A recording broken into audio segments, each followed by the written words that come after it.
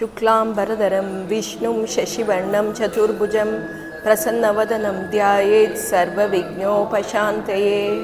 ಇದು ನೀವೆಲ್ಲರೂ ಹೇಳಿ, ನಾನು ಹೇಳ್ತೀನಿ. ಭಾಗವತ ಶುರು ಮಾಡೋ ಮುಂಚೆ ಈ ಶ್ಲೋಕ ಹೇಳ್ತಾರೆ. ಕೃಷ್ಣಂ ನಾರಾಯಣಂ ವಂದೇ, ಕೃಷ್ಣಂ ವಂದೇ ವ್ರಜಪ್ರಿಯಂ, ಕೃಷ್ಣಂ ದ್ವೈಪಾಯನಂ ವಂದೇ, ದ್ವೈಪಾಯನಂ ವಂದೇ, ಕೃಷ್ಣಂ ವಂದೇ ಪೃತಾಸುತಂ.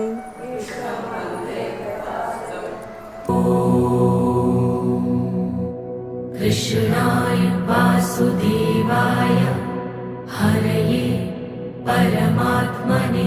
ಕಥೆ ಶುರು ಮಾಡೋ ಮುಂಚೆ ಭಾಗವತ ಮಹಾತ್ಮೆ ತಿಳ್ಕೊಬೇಕಂತೆ.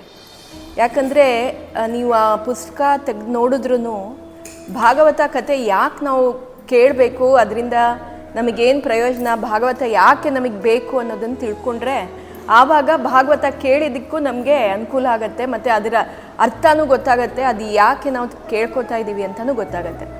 ಈ ಭಾಗವತ ಕಥೆ ಶುರು ಮಾಡೋ ಮುಂಚೆ ಭಾಗವತ ಮಹಾತ್ಮೆ ಅಂತಲೇ ಪುಸ್ತಕದಲ್ಲಿ ಬರೆದಿರೋದು.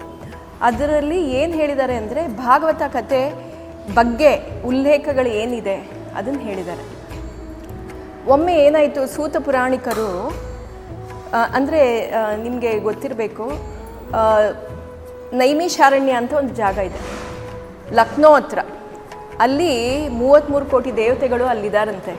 ಮತ್ತು ನೀವು ಅಲ್ಲಿಗೆ ಹೋದರೆ ಆದಷ್ಟು ಯಾವಾಗಾದರೂ ಒಂದು ಸಲ ಹೋಗೋಕ್ಕೆ ಎಲ್ಲರೂ ಪ್ರಯತ್ನ ಪಡಬೇಕು. ಯಾಕಂದರೆ ನೈಮಿಷಾರಣ್ಯದಲ್ಲೇ ಪ್ರಥಮ ಬಾರಿಗೆ ಸತ್ಯನಾರಾಯಣ ಪೂಜೆ ಶುರುವಾಗಿದ್ದು. ಮತ್ತು ಅಲ್ಲಿ ಚಕ್ರ ಇದೆ, ಚಕ್ರತೀರ್ಥ ಅಂತಿದೆ. ನಾನಿನ್ನೂ ಹೋಗಿಲ್ಲ, ಅಂದರೆ ಅಲ್ಲಿಗೆ ಹೋಗಲೇಬೇಕು ಅಂತ ಎಲ್ಲರೂ ಹೇಳ್ತಾರೆ.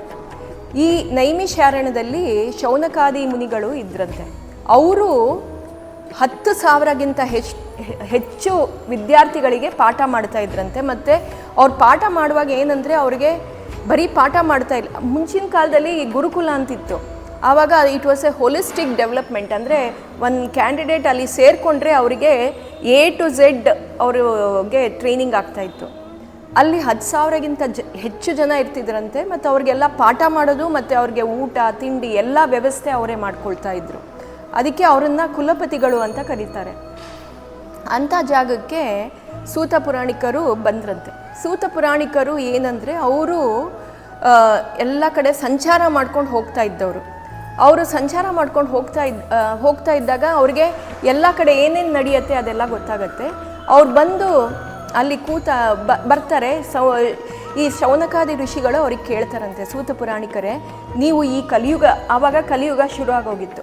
ಕಲಿಯುಗ ಶುರು ಆಗಿ ಒಂದು 6,000 5,500 ಆಗಿತ್ತು. ಆವಾಗ ಅವ್ರು ಕೇಳ್ತಾರಂತೆ, ಈ ಕಲಿಯುಗದಲ್ಲಿ ನಾವು ಎಲ್ಲಿ ಹೋದರೂ ನಮಗೆ ಶಾಂತಿ ಸಿಗ್ತಾ ಇಲ್ಲ. ನಾವು ಯಾವ ತೀರ್ಥ ಸ್ಥಳಕ್ಕೆ ಹೋದರೂ ನಮಗೆ ಶಾಂತಿ ಅನ್ನೋದು ಸಿಗ್ತಾ ಇಲ್ಲ. ಎಲ್ಲ ಕಡೆ ಅತಿಯಾದ ದೌರ್ಜನ್ಯಗಳು ನಡೀತಾ ಇದೆ. ಹೇಗೆ ನಾವು ಇದನ್ನೆಲ್ಲ ತಡೆದು ಹಾಕಿ ನಾವು ಹೇಗೆ ಈ ಕಲಿಯುಗದಲ್ಲಿ ನಮ್ಮ ಪಾಪ ಪರಿಹಾರ ಮಾಡ್ಕೋಬೋದು, ಮತ್ತು ನಮಗೆ ಹೇಗೆ ಮನಸ್ಸಿಗೆ ಶಾಂತಿ ಸಿಗತ್ತೆ, ಇದನ್ನು ದಯವಿಟ್ಟು ನೀವು ನಮ್ಗೆ ಹೇಳಬೇಕು ಅಂತ ಹೇಳಿದ್ರಂತೆ. ಆಗ ಸೂತ ಪುರಾಣಿಕರು ಹೇಳಿದ್ರಂತೆ, ಈ ಕಲಿಯುಗದಲ್ಲಿ ಬೇಕಿರುವಂಥ ಅತಿ ಮುಖ್ಯವಾದ ಪ್ರಶ್ನೆಯನ್ನೇ ನೀವು ಕೇಳಿದ್ದೀರ. ಯಾಕಂದರೆ ಪ್ರತಿಯೊಬ್ಬರಿಗೂ ಈಗಲೇ ಆಗಲಿ 6,000 ಹಿಂದೆ ಕೇಳಿರೋ ಪ್ರಶ್ನೆನೂ ಇದೆ, ನಮಗೆ ಶಾಂತಿ ಬೇಕು ಅದು ಹೇಗೆ ಅಂತ, ಸುಖ ಶಾಂತಿ ಬೇಕು ಅದು ಹೇಗೆ ಅಂತ. ಯಾವತ್ತಿಂದ ಆ ಕಾಲದಲ್ಲೂ ಅದೇ ಪ್ರಶ್ನೆ. ಈಗಲೂ ನಾವು ಏನು ಮಾಡ್ತಾ ಇರೋದು, ಎಲ್ಲರೂ ನಮಗೆ ಸುಖ ಬೇಕು ಶಾಂತಿ ಬೇಕು ಅಂತಲೇ ನಾವು ಎಲ್ಲದಕ್ಕೂ ಏನು ಮಾಡ್ತಾಯಿದ್ರು ಅದೇ ಪ್ರಯತ್ನ ಪಡ್ತಾ ಇರ್ತೀವಿ. ಸೊ ಇದೇ ಪ್ರಶ್ನೆ ನೀವು ಕೇಳಿರೋದು ತುಂಬ ಒಳ್ಳೆಯ ಪ್ರಶ್ನೆ. ಈ ಪ್ರಶ್ನೆಗೆ ಉತ್ತರ ಹೇಳಬೇಕು ಅಂದರೆ ನಿಮಗೊಂದು ಹಿಂದಿನ ಕತೆ ಹೇಳ್ತೀನಿ ಅಂತ ಹೇಳಿ ಅವರು ಶುರು ಮಾಡಿದ್ರಂತೆ. ನಾರದರು ಒಮ್ಮೆ ನಡ್ಕೊಂಡು ಬರ್ತಾ ಇದ್ರಂತೆ. ನಡ್ಕೊಂಡು ಅವರು ಹಿಮಾಲಯಕ್ಕೆ ಹೋದ್ರಂತೆ. ಹಿಮಾಲಯದಲ್ಲಿ ಬದ್ರಿಕಾಶ್ರಮ, ಬದ್ರಿ ಕ್ಷೇತ್ರಕ್ಕೆ ಹೋದ್ರಂತೆ. ಬದ್ರಿ ಕ್ಷೇತ್ರದಲ್ಲಿ ಏನು ವಿಶೇಷ ಅಂದರೆ ಸನತ್ ಸುಜಾತಿಯರು ಅಂತ 4 ಜನ ಬ್ರಹ್ಮನ ಪುತ್ರರು, ಅವರು ಮತ್ತು ಅತಿಯಾದ ಬೇರೆ ದೊಡ್ಡ ಋಷಿಗಳೆಲ್ಲ ಈಗಲೂ ಅಲ್ಲಿ ವಾಸವಾಗಿದ್ದಾರಂತೆ. ಯಾರು ತುಂಬ ಶ್ರದ್ಧೆಯಿಂದ ಭಕ್ತಿಯಿಂದ ಪೂಜೆ ಮಾಡ್ತಾರೋ ಅವರಿಗೆ ಸನಕಾದಿ ಋಷಿಗಳು ಕಾಣಿಸ್ತಾರಂತೆ. ಅಲ್ಲಿ ಹೋದವ್ರಿಗೆ ಗೊತ್ತಿಲ್ಲ, ನನಗಂತೂ ಗೊತ್ತಿಲ್ಲ, ಕೆಲವ್ರಿಗೆ ಕಾಣಿಸಿದಾರಂತೆ, ಅವ್ರ ದರ್ಶನ ಆಗಿದೆ ಅಂತ ಹೇಳ್ತಾರೆ. ಈ ಸನತ್ ಸುಜಾತಿಯರೆಲ್ಲ ಅಲ್ಲಿದ್ರಂತೆ. ಒಮ್ಮೆ ನಾರದರು ಬಂದು ಅಲ್ಲಿ ಹೋದಾಗ ಆ ಸನತ್ ಸುಜಾತಿಯರು ಇವ್ರನ್ನ ನೋಡಿಬಿಟ್ಟು ನಾರದರಿಗೆ ಕೇಳಿದ್ರಂತೆ, ಯಾಕೆ ನಿಮ್ಮ ಮುಖದಲ್ಲಿ ಈ ಥರ ಸೋತೋಗಿರೋ ಲಕ್ಷಣ ಇದೆ, ಏನಕ್ಕೆ ನೀವು ಬೇಸರ ಪಡ್ಕೊಂಡಿದ್ದೀರಾ ಅಂತ ಕೇಳ್ತಾರಂತೆ. ಆವಾಗ ನಾರದರು ಹೇಳಿದ್ರಂತೆ, ನಾನು ಈ ಕಲಿಯುಗ ಆವಾಗ ಹಿಂದಿನ ಕಟ್ಟೆ ಅವ್ರು ಹೇಳ್ತಾ ಇರೋದು, ಕಲಿಯುಗ ಶುರುವಾಗಿ ಬರೀ 200 ವರ್ಷ ಆಗಿತ್ತು. 200 ವರ್ಷ ಆಗಿತ್ತು. ನಾರದರು ಹೇಳಿದ್ರಂತೆ, ನಾನು ಎಲ್ಲ ಕಡೆ ಸುತ್ತಾಡ್ಕೊಂಡು ಬರ್ತಾ ಇದ್ದೆ. ಬರುವಾಗ ಏನಾಯಿತು, ನಾನು ಬೃಂದಾವನ ಕ್ಷೇತ್ರಕ್ಕೆ ಬಂದೆ. ಬೃಂದಾವನ ಗೊತ್ತು ನಿಮಗೆ. ಬೃಂದಾವನ ಕ್ಷೇತ್ರದ ಮಹಿಮೆ ಅಂದರೆ ಅಲ್ಲಿ ಕೃಷ್ಣ ನಳ್ದಾಡಿ ಆಡಿ ಅಲ್ಲಿ ಸಾಕ್ಷಾತ್ ಕೃಷ್ಣನ ಪಾದಧೂಳಿ ಇರೋವಂಥ ಜಾಗ. ಆ ಜಾಗಕ್ಕೆ ನಾನು ಹೋದಾಗ ಒಂದು ಯೌವನ ತುಂಬಿರೋ ಹುಡುಗಿ ಅವಳನ್ನ ನೋಡಿದೆ. ಅವಳ ಜೊತೆಯಲ್ಲಿ 2 ಗಂಡಸರಿದ್ದರು. ಅವರು ಸೋತು ಹೋಗಿ ಮಲ್ಕೊಂಡಿದ್ರು ನೆಲದ ಮೇಲೆ. ಅವಳಲ್ಲಿ ಅಳ್ತಾ ಕೂತಿದ್ಲು. ಅವಳು ನನ್ನನ್ನು ನೋಡಿದ ತಕ್ಷಣ, ನಾರದರೆ ದಯವಿಟ್ಟು ಇಲ್ಲಿಗೆ ಬನ್ನಿ ಅಂತ ಕರೆದ್ಲು. ನಾನು ಹೋಗಿ, ಏನಮ್ಮ ಆಯಿತು, ಯಾಕೆ ಹಿಂಗಿದೆಯಾ, ಯಾಕೆ ಅಳ್ತಾ ಇದೆಯಾ ಅಂತ ಕೇಳಿದೆ. ಆವಾಗ ಅವಳು ಹೇಳ್ತಾಳಂತೆ, ನಾರದರೆ ನನಗೆ ನೀವೇ ಒಂದು ದಾರಿ ತೋರಿಸ್ಬೇಕು. ಹೌದಾ, ಏನಾಯಿತು, ನಿನ್ನ ಹೆಸರೇನು ಅಂತ ಕೇಳಿದಾಗ, ನನ್ನ ಹೆಸರು ಭಕ್ತಿ ಅಂದರೆ ಭಕ್ತಿ. ನನ್ನ ಈ 2 ಮಕ್ಕಳು, ಇವರಿಬ್ಬರು ನನ್ನ ಮಕ್ಕಳು, ವಯಸ್ಸಾಗಿದ್ದಾರೆ. ಭಕ್ತಿಯ ಮಕ್ಕಳು ಜ್ಞಾನ ಮತ್ತು ವೈರಾಗ್ಯ. ಇವರಿಬ್ಬರು ಹೆಸರು ಜ್ಞಾನ ಮತ್ತು ವೈರಾಗ್ಯ. ಇವರಿಬ್ಬರು ಸೋತು ಹೋಗಿದ್ದಾರೆ. ಇವರಿಬ್ಬರಿಗೆ ಏನು ಮಾಡಿದ್ರು, ನಾನು ಎಷ್ಟು ಎಬ್ಸಿದ್ರು ಹೇಳೋಕ್ಕಾಗ್ತಾ ಇಲ್ಲ. ಅವರಿಗೆ ಚೈತನ್ಯನೇ ಇಲ್ಲ. ದಯವಿಟ್ಟು ನೀವು ನನಗೊಂದು ದಾರಿ ತೋರಿಸ್ಕೊಡ್ಬೇಕು ಅಂತ ಹೇಳ್ತಾರಂತೆ. ನಾರದರು ಹೇಳ್ತಾರಂತೆ, ಇದೆಂಥ ಆಶ್ಚರ್ಯ, ನೀನು ನೋಡಿದ್ರೆ ಈ ಥರ ಯೌವನ ತುಂಬಿರೋ ಹುಡುಗಿ, ಈ 2 ಮಕ್ಕಳು ನಿನ್ನ ಮಕ್ಕಳು ಈ ಥರ ಮುದಿ ವಯಸ್ಸಲ್ಲಿದ್ದಾರೆ, ಯಾಕೆ, ಏನು ಕಾರಣ ಅಂತ ಕೇಳ್ತಾರಂತೆ. ಸ್ವಲ್ಪ ನಿನ್ನ ಹಿನ್ನೆಲೆ ಹೇಳು ನನಗೆ, ಏನು ಅಂತ ನನಗೆ ಗೊತ್ತಾಗಬೇಕು, ನಿನ್ನ ಹಿನ್ನೆಲೆ ನನಗೆ ಸ್ವಲ್ಪ ಹೇಳು ಅಂತ. ಆಗ ಭಕ್ತಿ ಹೇಳ್ತಾಳಂತೆ, ನಾನು ಹುಟ್ಟಿದ್ದು ದ್ರವಿಡ ದೇಶದಲ್ಲಿ. ದ್ರವಿಡ ಅಂದರೆ ಇಲ್ಲಿಯ ತಮಿಳ್ನಾಡು. ನಾನು ಹುಟ್ಟಿದ್ದು ಇಲ್ಲಿಯ ತಮಿಳ್ನಾಡಲ್ಲಿ, ಬೆಳೆದಿದ್ದು ನಮ್ಮ ಕರ್ನಾಟಕದಲ್ಲಿ ಮತ್ತು ಒಂದಿಷ್ಟು ದಿನ ಮಹಾರಾಷ್ಟ್ರದಲ್ಲಿ. ಅಲ್ಲಿಂದ ಹಾಗೆ ಸಂಚರಿಸ್ಕೊಂಡು ನಾನು ಮುಂದೆ ಗುಜರಾತಿಗೆ ಬಂದೆ. ಗುಜರಾತಿಗೆ ನಾನು ಕಾಲು ಇಡ್ತಾ ಇದ್ದಂಗೆ ನನಗೂ ನನ್ನ ಯೌವನ ಹೋಗಿ, ನಾನು ನನ್ನ ಮಕ್ಕಳು ಅಲ್ಲಿಗೆ ಬಂದಿದ್ದ ತಕ್ಷಣ ನನ್ನ ಯೌವನ ಹೋಗಿ ನನಗೂ ಮುದಿತನ ಬಂದ್ಬಿಡ್ತು, ನನ್ನ ಮಕ್ಳಿಗೂ ಮುದಿತನ ಬಂತು. ಇನ್ನೊಂಚೂರು ಮುಂದೆ ಹಾಗೆ ನಡ್ಕೊಂಡು ಬರಬೇಕು ಅಂದರೆ ನಮಗೆ ಮೈಕೈ ಎಲ್ಲ ಸೋತೋಗಿತ್ತು. ಹಾಗೆ ಹೇಗೋ ಕಷ್ಟಪಟ್ಕೊಂಡು ನಡ್ಕೊಂಡು ಬಂದ್ವಿ. ಬೃಂದಾವನಕ್ಕೆ ಬಂದ್ವಿ. ಬೃಂದಾವನದಲ್ಲಿ ಕಾಲಿಟ್ಟಾಗ ನನಗೆ ನನ್ನ ಯೌವನ ವಾಪಸ್ ಬಂತು. ಆದರೆ ನನ್ನ ಮಕ್ಕಳಿಗೇನೂ ಆಗಿಲ್ಲ. ನನ್ನ ಮಕ್ಕಳು ಹಾಗೇ ಇದ್ದಾರೆ. ಅವರಿಗೆ ನಿಸ್ತೇಜಸ್ಸಿದೆ, ಈಗ ಚೈತನ್ಯನೇ ಇಲ್ಲ, ಅವರು ಹೇಳೋದಕ್ಕಾಗ್ತಾ ಇಲ್ಲ. ದಯವಿಟ್ಟು ನಾರದರೆ ನನಗೊಂದು ಉಪಾಯ ಹೇಳಬೇಕು. ಈ ನನ್ನ ಮಕ್ಕಳನ್ನ ಹೇಗೆ ನಾನು ಸರಿಪಡಿಸ್ಕೋಬೇಕು, ಅದಕ್ಕೆ ನೀವು ದೇಶ ಸಂಚಾರ ಮಾಡೋರು, 3 ಲೋಕದಲ್ಲಿ ಸಂಚಾರ ಮಾಡೋರು, ನೀವು ನನಗೆ ಈ ನನ್ನ ಮಕ್ಕಳ ತೇಜಸ್ಸು ವಾಪಸ್ ಬರೋ ಹಾಗೆ ಹೇಗೆ ಮಾಡಬೇಕು ಅಂತ ನೀವೇ ನನಗೆ ದಾರಿ ತೋರಿಸ್ಕೊಡ್ಬೇಕು ಅಂತ ಹೇಳ್ತಾರಂತೆ. ನಾರದರು ಹೇಳ್ತಾರಂತೆ, ಏನು ಯೋಚನೆ ಮಾಡಬೇಡ ಭಕ್ತಿ, ನನ್ನ ಕೈಲಾದಷ್ಟನ್ನು ನಾನು ಮಾಡ್ತೀನಿ ಅಂತ ಇರೋ ವೇದ ಘೋಷಗಳನ್ನೆಲ್ಲ ಮಕ್ಕಳ ಕಿವಿಯಲ್ಲಿ ಹೇಳ್ತಾರಂತೆ. ವೇದ ಎಲ್ಲ ಹೇಳ್ತಾರಂತೆ. ಆ ವೇದ ಹೇಳಿದ್ರು ಆ ಮಕ್ಕಳಿಗೆ 1% ಅಷ್ಟು ತೇಜಸ್ಸು ಬರಲ್ಲ, ಅವ್ರಿಗೆ ಒಂಚೂರು ಚೈತನ್ಯ ಬರಲ್ಲ, ಅವ್ರು ಹೇಳೋದೇ ಇಲ್ವಂತೆ. ನಾರದರಿಗೆ ಬೇಜಾರಾಗೋಗುತ್ತಂತೆ, ಏನು ನಾನು ಇರೋ ಎಲ್ಲ ವೇದಗಳನ್ನು ಹೇಳಿದ್ದೀನಿ, ವೇದ ಗೋಷ್ಠಿ ಎಲ್ಲ ಹೇಳಿದ್ದೀನಿ, ಹಾಗಿದ್ರೂ ಈ ಮಕ್ಕಳು ಹೇಳ್ತಾ ಇಲ್ಲ ಅಂತ.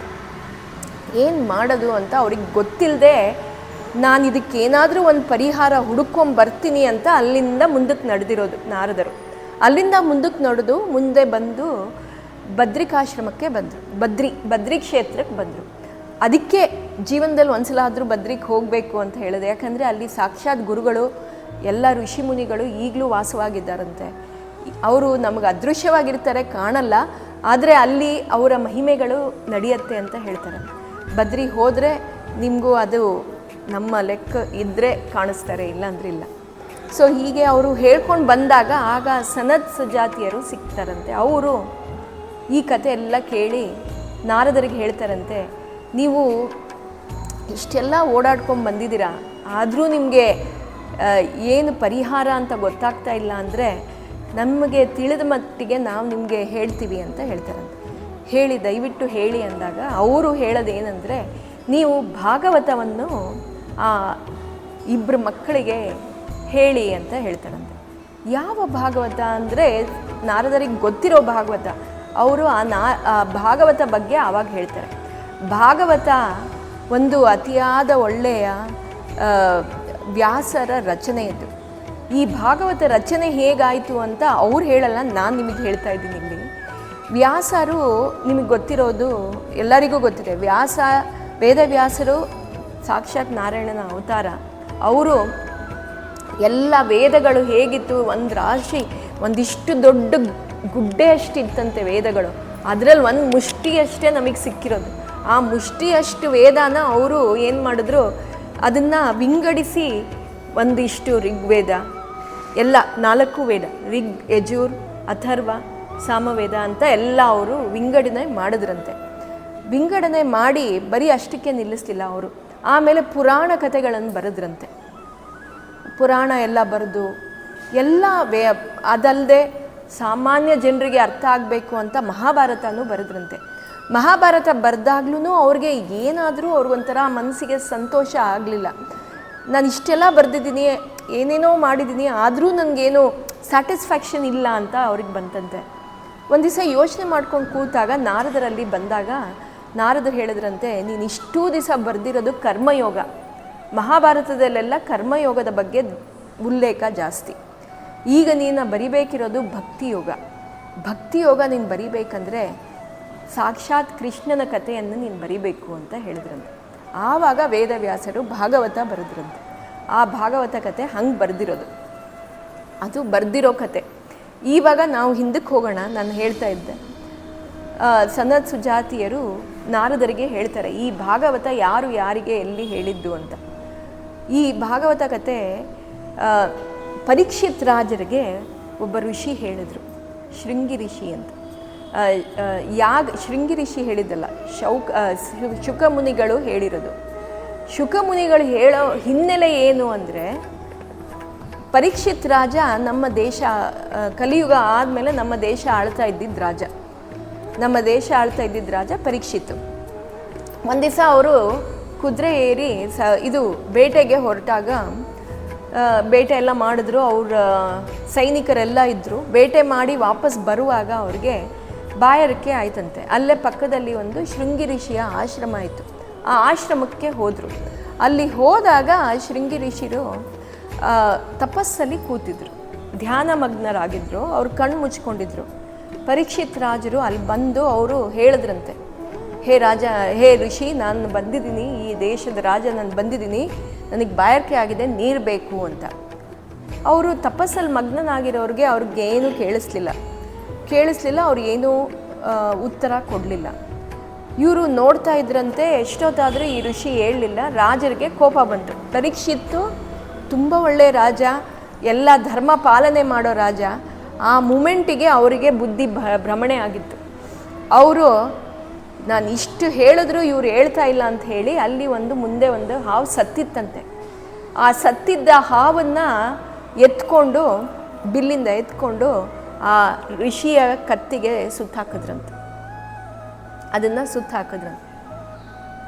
ಅದನ್ನು ಅಲ್ಲಿ ಒಬ್ಬ ಹುಡುಗ ನಿಂತಿದ್ದ, ಅವನು ನೋಡ್ತಾನೆ. ಅವನು ಯಾರು ಅಂದರೆ ಆ ಶೃಂಗಿರಾಜನ ಶಿಷ್ಯ, ಅಂದರೆ ಶೃಂಗಿ ಋಷಿಯ ಮಗನ ಫ್ರೆಂಡು. ಅವನೇನು ಮಾಡ್ತಾನೆ, ಓಡೋಗಿ ಅವನ ಮಗನ ಶೃಂಗಿ ಋಷಿಯ ಮಗನ ಹತ್ರ ಓಡೋಗಿ, ನೋಡು ಈ ಥರ ಆ ರಾಜ ಬಂದ್ಬಿಟ್ಟು ನಿನ್ನ ತಂದೆ ಕತ್ತಿಗೆ ಸತ್ತಿರೋ ಹಾವು ಹಾಕಿದ್ದಾರೆ, ಬಾ ನೀನು ಬಂದು ನೋಡಬೇಕು ಅಂತ. ಆ ಮಗನಿಗೆ ಅಲ್ಲಿ ಎಲ್ಲಿಲ್ಲದ ಸಿಟ್ಟು ಬಂದ್ಬಿಡುತ್ತಂತೆ. ನಮ್ಮ ತಂದೆ ಎಂಥ ಋಷಿ, ಅವ್ರು ತಪಸ್ ಮಾಡುವಾಗ ಈ ಥರ ಸತ್ತಿರೋ ಹಾವನ್ನು ಹಾಕಿದಾರಲ್ಲ ಅಂತ ಹೇಳಿ ಅವರು ಓಡ್ ಬಂದು, ಚಿಕ್ಕ ಹುಡುಗನೇ ಅವನು, 7-8 ವರ್ಷ 9 ವರ್ಷ ಹುಡುಗ, ಬಂದು ನೋಡಿ ಅವನಿಗೆ ಸಿಟ್ಟು ಬಂದ್ಬಿಡತ್ತಂತೆ. ರಾಜ ಅದನ್ನು ಮಾಡಿಬಿಟ್ಟು ವಾಪಸ್ ಹೊಟ್ಟೋಗ್ತಾರೆ. ಸಿಟ್ಟು ಬಂದು ಅಲ್ಲಿ ಕಮಂಡಲ ಇರತ್ತಂತೆ. ಕಮಂಡಲ ತಗೊಂಡು ಈಗಲೇ ಯಾರು ಈ ಸತ್ತಿರೋ ಸರ್ಪನ ನಮ್ಮ ತಂದೆ ಕತ್ತಿಗೆ ಹಾಕಿದರೆ ಅವ್ರು ಇನ್ನೊಂದು 7 ದಿವಸದಲ್ಲಿ ಇದೇ ನಾಗರಾಜ ವಾಸುಕಿ ರಾಜ ಬಂದು ಅವ್ರನ್ನ ಕಚ್ಚಿ ಸಾಯಬೇಕು, 7 ದಿವಸದೊಳಗೆ ಸಾಯಬೇಕು ಅಂಥೇಳಿ ಆ ಕಮಂಡಲ ನೀರು ತಗೊಂಡು ಶಾಪ ಹಾಕ್ತಾರಂತೆ. ಆ ಶಾಪ ಆದಮೇಲೆ ಈ ಋಷಿಗೆ ಎಚ್ಚರ ಆಗತ್ತೆ. ಋಷಿಗೆ ಎಚ್ಚರ ಆಗಿ ಎದ್ದು ನೋಡ್ತಾರಂತೆ. ಆವಾಗ ಇದೆಲ್ಲ ನಡೆದಿರೋ ಸಂಗತಿ ಗೊತ್ತಾಗತ್ತೆ ಋಷಿಗೆ ತುಂಬ ಬೇಜಾರಾಗತ್ತಂತೆ. ಇಮಿಡಿಯೇಟಾಗಿ ಅವರ ಶಿಷ್ಯರನ್ನು ಕರೆದುಬಿಟ್ಟು ಇಲ್ಲಿ ನಡೆದಿರೋ ವಿಷಯನ ಈಗಿಂದೀಗೆ ಹೋಗ್ಬಿಟ್ಟು ಪರೀಕ್ಷಿತ್ ರಾಜರಿಗೆ ತಿಳಿಸ್ಬೇಕು ನೀನು ಅಂತ ಹೇಳ್ತಾರಂತೆ. ಆ ರಾಜ ತುಂಬ ಒಳ್ಳೆಯ ರಾಜ, ನಮ್ಮ ದೇಶನ ತುಂಬ ಚೆನ್ನಾಗಿ ಪಾಲಿಸ್ತಾ ಇರೋ ರಾಜ, ಮಗನ ಕರೆದು ನೀನು ತುಂಬ ತಪ್ಪು ಮಾಡಿದೀಯ ಅಂತ ಹೇಳ್ತಾರಂತೆ. ಆಗಿದಾಗೋಗಿದೆ, ಯಾವ ಶಾಪ ಕೊಟ್ಟರು ವಾಪಸ್ ತೊಗೊಳಕ್ಕಾಗಲ್ಲ, ಆಗಿದಾಗೋಗಿದೆ. ಬಟ್ ಇವಾಗ ನಾವು ರಾಜನಿಗೆ ಈ ವಿಷಯ ತಿಳಿಸ್ಬೇಕು ಅಂತ ಹೇಳ್ತಾರಂತೆ. ಬಂದು ಈ ಶಿಷ್ಯರೆಲ್ಲ ಬಂದು ಪರೀಕ್ಷಿತ್ ರಾಜನಿಗೆ ಈ ವಿಷಯ ತಿಳಿಸ್ತಾರಂತೆ. ಹೀಗೆ ಆ ಶೃಂಗಿ ಋಷಿಯ ಮಗ ನಿನಗೆ ಶಾಪ ಕೊಟ್ಟಿದ್ದಾರೆ, ನೀನು ಇನ್ನೊಂದು 7 ದಿವಸದಲ್ಲಿ ಸಾಯ್ತೀಯ ಅಂತ. ಪರೀಕ್ಷಿತ್ ರಾಜರಿಗೆ ಏನು ಮಾಡಬೇಕು ಅಂತ ಗೊತ್ತಾಗ್ತಾ ಇಲ್ಲ. ಒಂಥರ ಖುಷಿ, ಪ್ರತಿಯೊಬ್ಬರಿಗೂ ಯಾರಿಗೂ ನಮ್ಮ ಟಿಕೆಟ್ ಯಾವಾಗ ಬರುತ್ತೆ ಅಂತ ನಮಗೆ ಗೊತ್ತಿಲ್ಲ. ಪರೀಕ್ಷಿತ್ ರಾಜರಿಗೆ ಆದರೆ ನನಗೆ ಯಾವಾಗ ಹೋಗ್ತೀನಿ ಅಂತ ನನಗೆ ಗೊತ್ತು, ನನ್ನ ರಿಸರ್ವೇಷನ್ ಯಾವತ್ತು ಯಾವ ಡೇಟು ಅಂತ ನನಗೆ ಚೆನ್ನಾಗಿ ಗೊತ್ತಾಗಿದೆ, ಇದು ಒಂಥರ ಒಳ್ಳೆಯದೇ ಅಂತ ಹೇಳಿ ಅವ್ರು ಇವಾಗ ನಾನು ಏನು ಮಾಡಬೇಕು, ನಾನು ಇಲ್ಲಿಂದ 7 ದಿವಸದೊಳಗೆ ನನಗೆ ಮುಕ್ತಿ ಸಿಗಬೇಕು, ಆ ಥರ ನಾನು ನನ್ನ ಕಾರ್ಯ ತಯಾರು ಮಾಡ್ಕೋಬೇಕು, ಏನು ಕಾರ್ಯ ಮಾಡಬೇಕು ಅಂತ ನಾನು ಯೋಚನೆ ಮಾಡಬೇಕು ಅಂತ ಆ ಯೋಚನೆಲೇ ಮುಂದೆ ಹೋಗ್ತಾರಂತೆ. ಹೋಗ್ತಾ ಇದ್ದಾಗ ಅವ್ರಿಗೆ ಕಾಡಿಗೆ ಹೋಗ್ಬಿಟ್ಟು ನಾನು ಕಾಡಲ್ಲಿ ಕೂತ್ಕೊಂಡು ಧ್ಯಾನ ಮಗ್ನನಾಗಿ ನಾನು ನನ್ನ ಪ್ರಾಣ ಬಿಡಬೇಕು ಅಂತ ಯೋಚನೆ ಮಾಡ್ತಾರಂತೆ. ಹೀಗೆ ಅವ್ರು ಕಾಡಿಗೆ ನಡ್ಕೊಂಡು ಹೋಗ್ತಾ ಇರುವಾಗ ಅಲ್ಲಿ ಸಡನ್ನಾಗಿ ಶುಕಮುನಿಗಳು ಕಾಣಿಸ್ತಾರಂತೆ. ಶುಕಮುನಿಗಳು ಅಂದರೆ ಅವ್ರ ವಿಶೇಷ ಏನಂದರೆ ಅವರು ಪರಾಶರ ಅಂದರೆ ವೇದವ್ಯಾಸರ ಮಗ. ಪರಾಶರ ಅಂದರೆ ವೇದವ್ಯಾಸರ ಮಗ. ಅವ್ರು ಇನ್ಯಾರೂ ಅದರಲ್ಲ, ರುದ್ರನ ಅವತಾರ. ರುದ್ರ ಅಂದರೆ ಶಿವನ ಅವತಾರ, ಶುಕಮುನಿಗಳು ಶಿವನ ಅವತಾರ. ಮತ್ತು ಅವ್ರ ಬಾಯಿಂದ ಒಂದು ಹನಿ ಬಂದ್ರೇನೋ, ಅವ್ರು ಒಂದು ಮಾತಾಡಿದ್ರು, ಒಂದು ಪ್ಯಾರೆಟ್ ಗಿಣಿ ಮಾತಾಡಿದ ಥರ ಅಷ್ಟು ಮಧುರವಾಗಿರ್ತಿತ್ತಂತೆ. ಗಿಣಿ ಮಾತು ತುಂಬ ಮಧುರ, ಗಿಣಿ ಥರ ಹಾಡ್ತಾರೆ, ಗಿಣಿ ಥರ ಮಾತಾಡ್ತಾರೆ ಅಂತಾರಲ್ಲ, ಆ ಥರ ಅವ್ರು ಒಂದು ಸಲ ಮಾತಾಡಿದ್ರೆ ಎಲ್ಲರಿಗೂ ಕೇಳಿಸ್ಕೋಬೇಕು ಅಂತ ಆಸೆ ಆಗೋದಂತೆ. ಆ ಥರ ಶುಕಮುನಿಗಳು ಅಲ್ಲಿಗೆ ಬರ್ತಾರಂತೆ. ಪರೀಕ್ಷಿತ್ ರಾಜರಿಗೆ ತುಂಬ ಖುಷಿಯಾಗತ್ತಂತೆ. ಶುಕಮುನಿಗಳೇ, ನೀವೇ ಇಲ್ಲಿಗೆ ಬಂದಿದ್ದೀರಾ, ನನಗೆ ಇವಾಗ ನಂದು ಸಾವು ಖಚಿತವಾಗಿ ನನಗೆ ಯಾವತ್ತು ಅಂತ ನನಗೆ ಗೊತ್ತಾಗಿದೆ. ಈ 7 ದಿವಸದಲ್ಲಿ ನನಗೆ ಮುಕ್ತಿ ಮಾರ್ಗ ಏನು, ನಾನು ಮುಕ್ತಿಗೆ ಹೋಗೋದಕ್ಕೆ ಏನು ಮಾಡಬೇಕು ಅನ್ನೋದನ್ನು ನೀವೇ ನಮಗೆ ಹೇಳಬೇಕು ಅಂತ ಕೇಳ್ಕೊತಾರಂತೆ. ಆವಾಗ ಶುಕಮುನಿಗಳು, ನಿನಗೆ 7 ದಿವಸದಲ್ಲಿ ಮುಕ್ತಿ ಬೇಕು ಅಂದರೆ ಇರೋದು ಒಂದೇ ಒಂದು, ಅದು ಏನಂದರೆ ಭಾಗವತ ಕತೆ ಕೇಳುತ್ತಾ ಇದ್ದರೆ ನಿನಗೆ 7 ದಿವಸದಲ್ಲಿ ಮುಕ್ತಿ ಸಿಗತ್ತೆ ಅಂತ ಹೇಳ್ತಾನೆ. ಆಗ ಪರೀಕ್ಷಿತ್ ರಾಜರು, ಸರಿ ನೀವು ಏನೇನು ಅದಕ್ಕೆ ತಯಾರಿ ಬೇಕು ಅದನ್ನೆಲ್ಲ ಮಾಡ್ಕೊಳ್ಳಿ, ನಾನು ಅದನ್ನು ಕೇಳೋಕ್ಕೆ ತಯಾರಾಗಿದ್ದೀನಿ ಅಂತ ಹೇಳ್ತಾರಂತೆ. ಈ ಕಡೆ ಅಲ್ಲೆಲ್ಲ ರೆಡಿ ಮಾಡ್ಕೋತಾ ಇದ್ದಾರೆ. ಇಡೀ ರಾಜ್ಯದವರು, ಬೇರೆ ಎಲ್ಲ ಕಡೆಯಿಂದ ಋಷಿ ಮುನಿಗಳು ಎಲ್ಲರೂ ಅಲ್ಲಿಗೆ ಬರ್ತಾರಂತೆ. ಆಗ ಇಂದ್ರಲೋಕದಲ್ಲಿ ಇರೋರಿಗೂ ಗೊತ್ತಾಗತ್ತಂತೆ ಹೀಗೆ ಶುಕಮುನಿಗಳು ಭಾಗವತ ಕಥೆ ಹೇಳ್ತಾರೆ ಅಂಥೇಳಿ. ಅಲ್ಲಿ ಇಂದ್ರನಿಗೆ, ಇಂದ್ರ ಅಂದರೆ ದೇವೇಂದ್ರ, ದೇವೇಂದ್ರ ಅಂದರೆ ದೇವರುಗಳಿಗೆಲ್ಲರಿಗೂ ಗೆದ್ದಿರೋನು ದೇವೇಂದ್ರ. ಅವನಿಗೆ ಇದು ಜಲಸಿ, ಭಾಗವತ ಕಥೆ ಜನಸಾಮಾನ್ಯರಿಗೆ ಕೊಡ್ತಾ ಇದ್ದಾರಲ್ಲ ಅಂತ ಹೇಳಿಬಿಟ್ಟು ಅವ್ರೇನು ಮಾಡ್ತಾರಂತೆ, ಅತಿ ಮೌಲ್ಯವಾದದ್ದು ಏನು ಹೇಳಿ, ಇಂದ್ರನ ಹತ್ರ ಇರೋದು ಅತಿ ಮೌಲ್ಯವಾದದ್ದು ಏನು ಹೇಳಿ? ಐರಾವತ ಅಲ್ಲ, ಅಮೃತ ಯಾಕೆ ಬೇಕು ಹೇಳಿ ನಮಗೆ? ಅಮೃತ ಒಂದು ಸಿಕ್ಕಿದ್ರೆ ನಾವು ಎಷ್ಟೇ ವರ್ಷ ಆದರೂ ನಮಗೇನೂ ಆಗಲ್ಲ ಅಂತ. ಅತಿ ಮೌಲ್ಯವಾದ ಅಮೃತದ ಕಳಸ ಎತ್ಕೊಂಡು ಅಲ್ಲಿಂದ ಕೆಳಗಡೆ ಬರ್ತಾರಂತೆ ಶುಕಮುನಿ ಇರೋ ಜಾಗಕ್ಕೆ.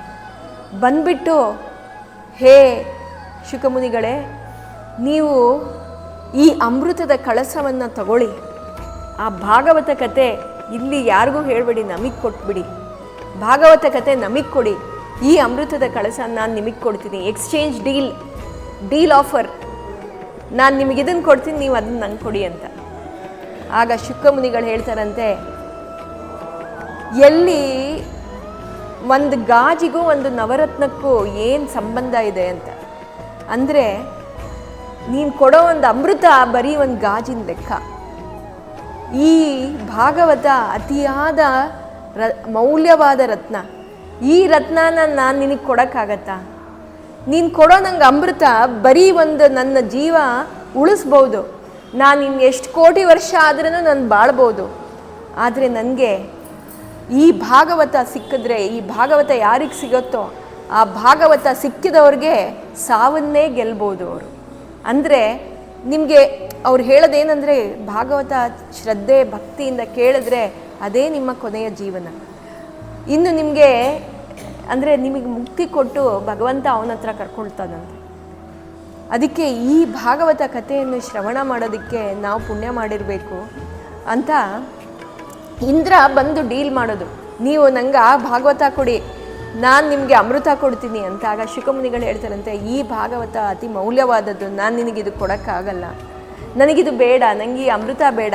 ಅವ್ರು ಹೇಳ್ತಾರಂತೆ, ಈ ಅಮೃತ ತಗೊಂಡು ಆ ಪರೀಕ್ಷಿತ್ ರಾಜನಿಗೆ ಕೊಟ್ಬಿಡಿ, ಅವ್ನು ಸಾಯ್ತಾನೆ ಅಂತ ತಾನೇ ನೀವು ಭಾಗವತ ಕೊಡ್ತಾ ಇರೋದು, ಅವನಿಗೆ ಕೊಡಿ, ಅವ್ನು 1000 ವರ್ಷ ಕೋಟಿ ವರ್ಷ ಇರ್ತಾನೆ, ಅವ್ನು ಸಾಯೋದು ಬೇಡ ಅಲ್ವಾ, ಆ ಭಾಗವತ ನಮಗೆ ಇರಲಿ ಅಂತ ಹೇಳ್ತಾರಂತೆ. ಅದಕ್ಕೆ ಶುಕಮುನಿಗಳು ಹೇಳ್ತಾರಂತೆ, ಅದಾಗಲ್ಲ, ನಾನು ಹಂಗೆ ಮಾಡೋದಕ್ಕಾಗಲ್ಲ ಅಂತ ಹೇಳಿ, ನೀನು ಹೋಗು, ನೀನು ಇಂದ್ರಲೋಕಕ್ಕೆ ಹೋಗು, ನೀನು ಅಮೃತ ನೀನೇ ಇಟ್ಕೋ, ನಮಗೆ ಇದು ಬೇಡ ಅಂತ ಹೇಳ್ತಾರಂತೆ. ಅಲ್ಲಿ ಈ ಭಾಗವತವನ್ನು ಶುಕಮುನಿಗಳು ಹೇಳಿರೋದು. ಹೀಗೆ ನಾರದರಿಗೆ ಈ ಕತೆ ಹೇಳಿ ನಾರದರಿಗೆ ಇದು ನೆನ್ಪು ಮಾಡಿ ಕೊಡ್ತಾರಂತೆ ಸನಕಾದಿ ಋಷಿಗಳು. ಆವಾಗ ನಾರದರು, ಹೌದಲ್ಲ, ನಾನು ಈ ಭಾಗವತವನ್ನು ಈ ಮಕ್ಕಳಿಗೆ ಹೇಳಿದ್ರೆ ಖಂಡಿತ ಆ ಮಕ್ಕಳು ಮತ್ತೆ ಅವರ ಯೌವನಾವಸ್ಥೆಗೆ ಬರ್ತಾರೆ ಅಂತ ಹೇಳಿಬಿಟ್ಟು ಅಲ್ಲಿಂದ ಮಥುರಾ ನಗರಕ್ಕೆ ಬೃಂದಾವನಕ್ಕೆ ಬಂದುಬಿಟ್ಟು ಅಲ್ಲಿ ಭಾಗವತ ಹೇಳೋದಕ್ಕೆ ಶುರು ಮಾಡ್ತಾರಂತೆ. ಆ ಭಾಗವತ ಯಾವಾಗ ನಾರದರು ಹೇಳ್ತಾರೆ, ಅದರಲ್ಲಿ ಭಾಗವತದಲ್ಲಿ ಇರೋದು 12 ಸ್ಕಂದಗಳು, 12 ಸ್ಕಂದ ಇದೆ. ಪ್ರತಿಯೊಂದು ಸ್ಕಂದ ಹೇಳ್ತಾ ಇದ್ದಂಗೆ ಆ ಮಕ್ಕಳಲ್ಲಿ ಚೇತನ ಹೆಚ್ಚಾಗಕ್ಕೆ ಶುರುವಾಯ್ತಂತೆ.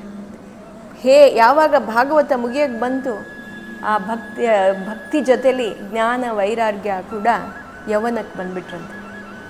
ಹೀಗೆ ನಮ್ಮಲ್ಲಿ ಯಾವಾಗ ಭಾಗವತ ಬರುತ್ತೆ, ನಮಗೆಲ್ಲ ಯಾರು ಹೇಳ್ತಾರೆ, ಎಲ್ಲ ಪುಸ್ತಕದಲ್ಲಾಗಲಿ ಯಾವುದೇ ಪ್ರವಚನಕಾರರಾಗಲಿ ಹೇಳೋದೇನೆಂದರೆ, ಭಾಗವತ ಕಥೆ ಶ್ರವಣ ಎಲ್ಲರಿಗೂ ಸಿಗೋದಿಲ್ವಂತೆ.